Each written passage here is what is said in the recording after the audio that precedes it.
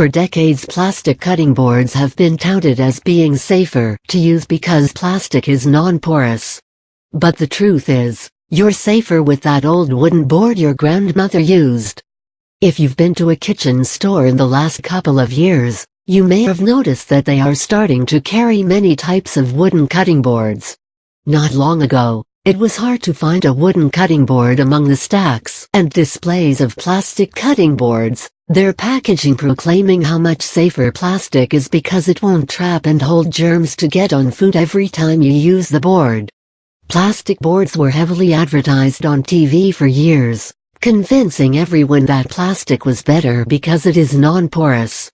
Cooks everywhere were told that wooden boards are so porous that harmful organisms such as Salmonella, E. coli, and Listeria would soak into the pores where they would lurk, waiting to contaminate other foods later. The advertising seemed to make so much sense that everyone believed it was true. Many people threw out the trusty wooden boards they had been using for years, and the manufacturers quickly transferred their efforts to producing a wide variety of plastic replacements. Health officials even supported the idea that plastic was better until 1993. Microbiologists at the University of Wisconsin's Food Research Institute became the first to actually test the theory to see if it had any validity. The results of their tests stunned the entire chopping block community.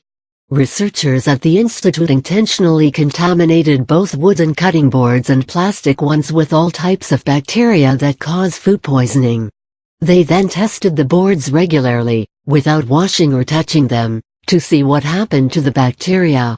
Surprisingly, all the bacteria on the wooden board dried off within 3 minutes. On the plastic board, the bacteria not only remained alive, but actually multiplied overnight.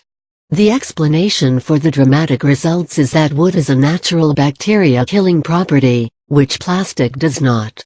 Because of the capillary action of dry wood, germs quickly disappear beneath the surface of the board, where they die quickly.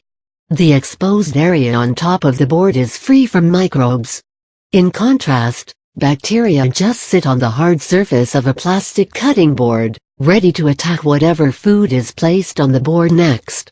Researchers also discovered that hand scrubbing with hot water and soap will remove microbes from the surface of wooden and plastic cutting boards, new or used, but plastic boards that have been scarred by knife blades are resistant to decontamination by hand washing. But as long as a plastic board is washed with antibacterial soap or cleaner, it is probably safe. Despite these findings, you can't assume that wooden cutting boards are self-decontaminating, or that plastic ones should not be used at all.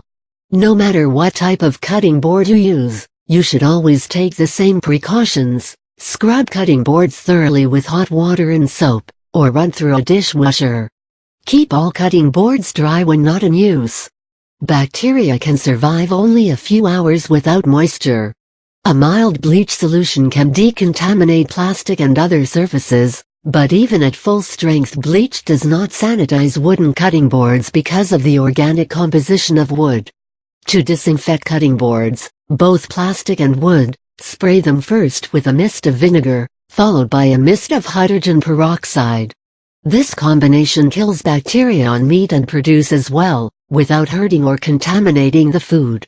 You can kill germs on or below the surface of a wooden cutting board by cooking it at high heat in an 800-watt microwave oven for about 10 minutes.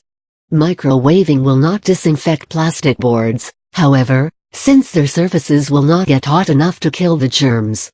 Despite the boastful claims of antibacterial cutting boards, they are not self-sanitizing. Last year the EPA ordered 2 companies to stop selling cutting boards that claim to prevent the growth of organisms including Salmonella and E. coli. The cutting boards had been treated with a pesticide that prevents odor-causing bacteria from attacking plastic products. But the pesticide has not been proven effective against organisms that can cause disease. So the EPA said that the manufacturers of those boards were misleading the public. In fact, the EPA is currently cracking down on the claims of so-called self-disinfecting brushes, toys, and sponges, for that very reason.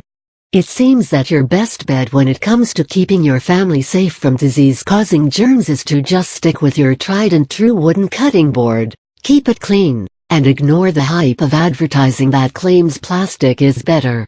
Your grandmother had it right all along.